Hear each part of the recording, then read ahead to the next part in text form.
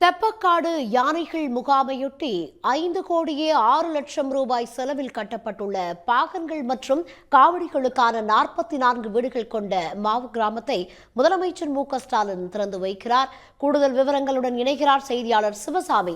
சிவசாமி, விவரங்களை பகிர்ந்துக்கங்க.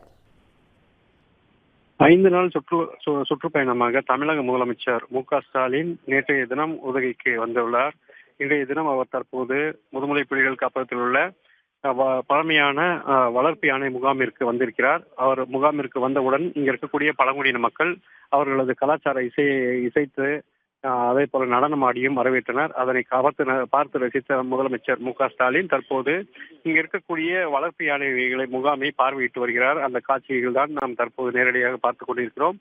அதாவது இந்த முதுமலை புலிகள் காப்பகத்தில் இருக்கக்கூடிய வளர்ப்பு யானைகள் முகாம் என்பது மிகவும் பழமையான முகாம். இந்த முகாமில் 30க்கும் மேற்பட்ட வளர்ப்பு யானைகள் வைத்து பராமரிக்கப்பட்டு வருகிறது. இன்றைய தினம் அவர் இந்த முகாமிற்கு வந்து தற்போது இங்கு அந்த யானைகளை ஒவ்வொன்றாக பார்வையிட்டு அவற்றுக்கு உணவளித்து வருகிறார். மேலும் முதல்வர் வருகையை ஒட்டி அந்த அனைத்து யானைகளும் 30 யானைகளும் இந்த முகாமிற்கு கொண்டு வரப்பட்டு தற்போது வரிசையாக நிறுத்தி வைக்கப்பட்டிருக்கின்றன. ஒவ்வொரு யானைகளும் வரிசையாக நின்றுள்ள நிலையில் தற்போது முதலமைச்சர் ஒவ்வொரு யானையாக சென்று அவற்றுக்கு கருவுகளை வழங்கி வருகிறார். அந்த காட்சியை தான் நாம் தற்போது பார்த்துக் கொண்டிருக்கிறோம்.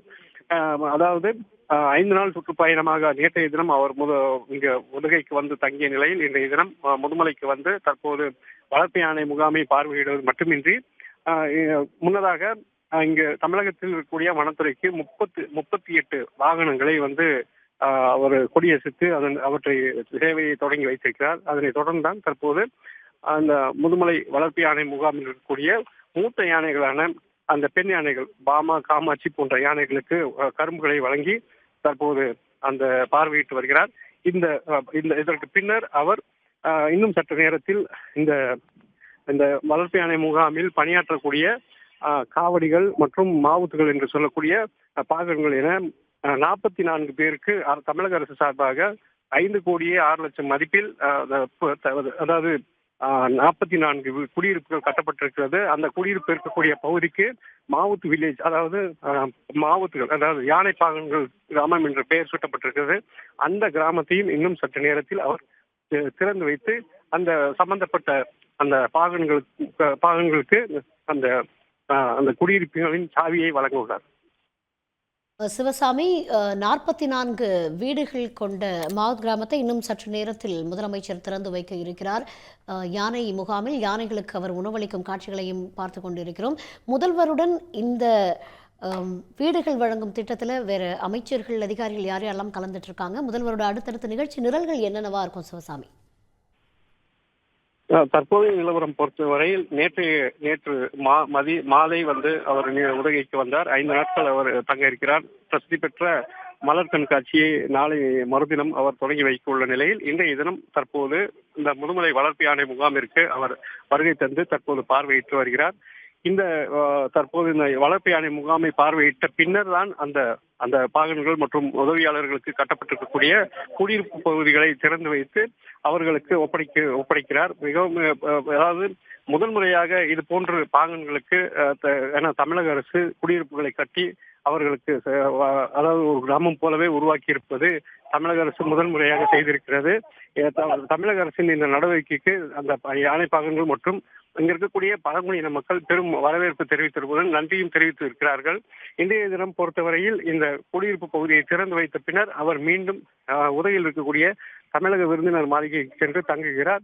நாளைய தினம் தொட்டபெட்டா அல்லது பைக்காரா செல்வதற்கான திட்டமும் இருக்கிறது. அதனை தொடர்ந்துதான் நாளை மறுநாள் அவர் பிரசித்தி பெற்ற மலர் கண்காட்சியை தொடங்கி வைத்து பார்வையிடவும் இருக்கிறார். சிவசாமி, பாகன்களுக்காக அந்த 44 வீடுகள் கொண்ட அந்த கிராமத்தை முதலமைச்சர் இன்னும் சற்று நேரத்தில் திறந்து வைக்க இருக்கிறார். பாகன்களோட கருத்து என்னவா இருக்கு? அவங்க என்ன நினைக்கிறாங்க இது சம்பந்தமா? நிச்சயமாக, அதாவது ஆசியாவிலேயே அதிக வளர்ப்பு யானைகள் கொண்ட பழமையான ஒரு முகாமாகத்தான் இங்க இருக்கக்கூடிய தெப்பக்காடு வளர்ப்பு யானை முகாம் என்பது இருந்து வருகிறது. இந்த முகாமில் அதாவது தாயை பிரிந்து வரும் குட்டி யானைகள், அது மட்டுமின்றி அதாவது பொதுமக்களை தாக்கும் யானைகள் உள்ளிட்ட முக்கியமான யானைகள் அனைத்தும் பிடித்து வரப்பட்டு இங்கு பயிற்சி அளிக்கப்பட்டு இந்த முகாமில் வைத்து பராமரிக்கப்பட்டு வருகிறது. இந்த ஆசியாவிலேயே மிகவும் பழமையான ஒரு முகாமாகத்தான் இந்த வளர்ப்பு யானை முகாம் இருந்து வருகிறது. மிக நூற்றாண்டுகள் பழமையான இந்த முகாமில் தற்போது 30க்கும் மேற்பட்ட யானைகள் உள்ளன. சமீபத்தில் கூட பல்வேறு இடங்களில் தாயை பிரிந்து தவித்த குட்டி யானைகளும் இங்கு கொண்டு வரப்பட்டு இங்கு இருக்கக்கூடிய கிரால்களில் வைத்து பராமரிக்கப்பட்டு வருகிறது. அப்படிப்பட்ட சிறப்பு வாய்ந்த இந்த முகாமை தான் தற்போது தமிழக முதலமைச்சர் தற்போது பார்வையிட்டு அந்த யானைகளுக்கு உணவளித்து வருகிறார். அந்த காட்சிகளை தான் நாம் தற்போது பார்த்துக் கொண்டிருக்கிறோம். இதற்கு முன்னதாக இதற்கு முன்னதாக 2011ஆம் ஆண்டு தமிழக முதலமைச்சர் வந்த நிலையில் அவர் மட்டுமே வந்த நிலையில் தற்போது 11 ஆண்டுகளுக்கு பிறகு தற்போதைய முதலமைச்சராக இருக்கக்கூடிய மு.க. ஸ்டாலின் தற்போது இந்த முகாமிற்கு வந்து யானைகளுக்கு உணவளித்து பார்வையிடுவது இங்க இருக்கக்கூடிய பாகங்களுக்கு மட்டுமின்றி இங்க பணியாற்றக்கூடிய அனைவருக்கும் மகிழ்ச்சியும் வரவேற்பையும் பெற்றிருக்கிறது. சிவசாமி, முதல்வரோட வருகையை தொடர்ந்து இந்த 5 நாள் பயணத்தை தொடர்ந்து எந்த மாதிரியான பாதுகாப்பு நடவடிக்கைகள் ஏற்பாடுகள்லாம் உதகையில் செய்யப்பட்டிருக்கு, போக்குவரத்து எந்த அளவுக்கு மாற்றங்கள்லாம் செய்யப்பட்டிருக்கு, அது தொடர்பான தகவல்களையும் பகிர்ந்துக்கங்க. கடந்த மாதம் 2ஆம் தேதி தமிழக முதல்வர் உதகைக்கு வந்த போது பலத்த பாதுகாப்பு போடப்பட்டு பல்வேறு நலத்திட்ட உதவிகள் வழங்கும் விழாவில் கலந்து கொண்ட பின்னர் உடனடியாக அவர் சென்னை புறப்பட்டு சென்றார். அதனைத் தொடர்ந்து மீண்டும் இந்த ஒரு மாத காலத்திற்கே அவர் மீண்டும் உதகைக்கு வந்திருப்பது மிகவும் ஒரு மகிழ்ச்சியான விஷயமாகவே அனைவரும் எதிர்பார்த்திருக்கிறார்கள். அவரது வருகையை ஒட்டி பலத்த போலீஸ் பாதுகாப்பு என்பது போடப்பட்டிருக்கிறது. அதாவது மேற்கு மண்டல ஐஜி செந்தில்குமார் மற்றும் டிஐஜி டிஐஜி உள்ளிட்டோர் தலைமையில் 500க்கும் மேற்பட்ட போலீசார் பாதுகாப்பு பணியில் ஈடுபட்டிருக்கிறார்கள். இன்றைய தினத்தை பொறுத்தவரையில் இந்த முதுமலை புலிகள் காப்பகத்திற்கு மதியம் தமிழக முதலமைச்சர் வருவதை ஒட்டி சுற்றுலா பயணிகளுக்கு அனுமதி என்பது வழங்கப்படாமல் தடை விதிக்கப்பட்டிருந்தது. அதே போல இந்த மசனகுடியிலிருந்து கல்லட்டி வழியாக அவர் இந்த முதுமலை புலிகள் காப்பகத்திற்கு வந்ததனால் தெப்பக்காடு மசனகுடி கல்லட்டி வழியாக மட்டும் வாகனங்கள் நிறுத்தி வைக்கப்பட்டிருந்தது.